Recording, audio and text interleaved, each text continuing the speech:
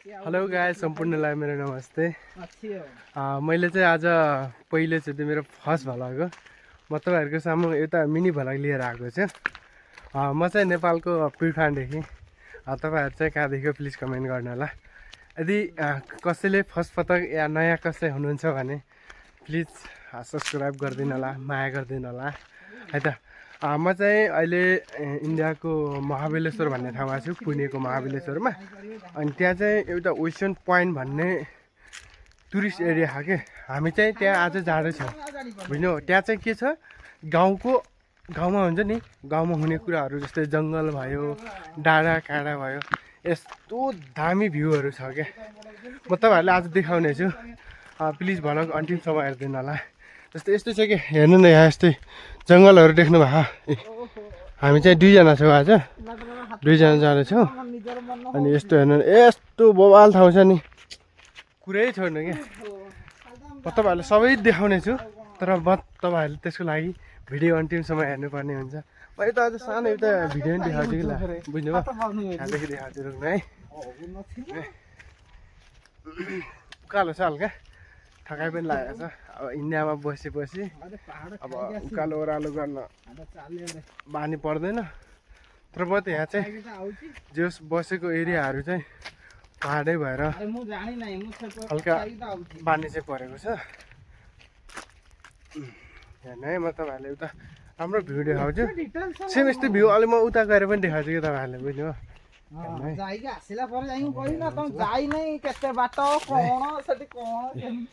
हेर्नु ल, उताको भ्यू हेर्नु पहिला, यस्तो बवाल छ नि।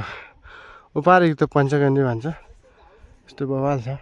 पछि म तपाईँहरूलाई फुल देखाउँछु ल, रोक्नु ल। देख्नुभयो, यो पुरै गाउँको हो कि सेम।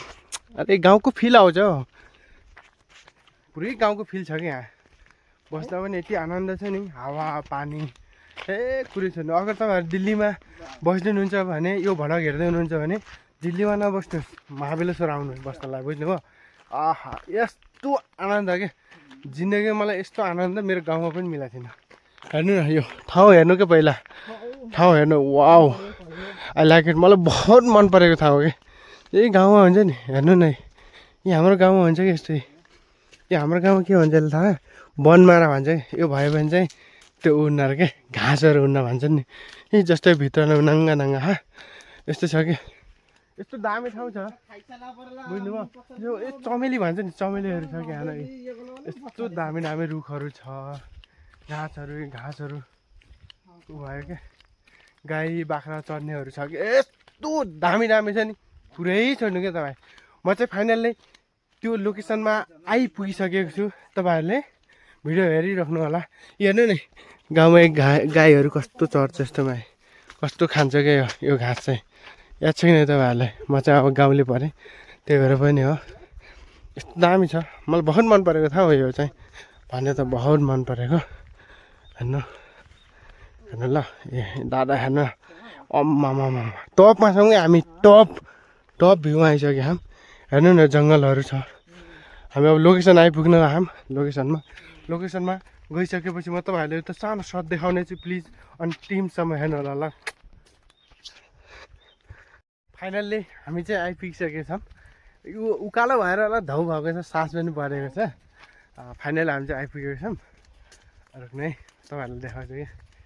अब त्यति वाउ भन्ने भ्यू पनि त छैन, तर बट यहाँको लागि एमाजिङ ठाउँ हो क्या चाहिँ, बडी एमाजिङ ठाउँ हो क्या। वाउ, हेर्नु न, यहाँदेखि उता पारिका डाँडाहरू देखिन्छ, देख्नुभयो नि, डाँडा हो क्या यहाँको।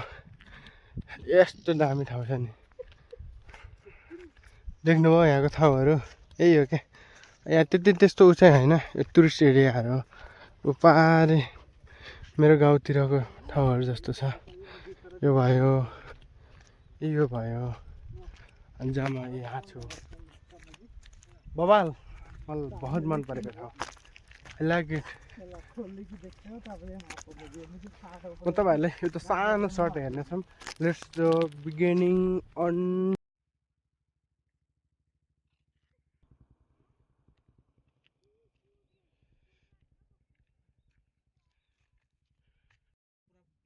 सकते हैं।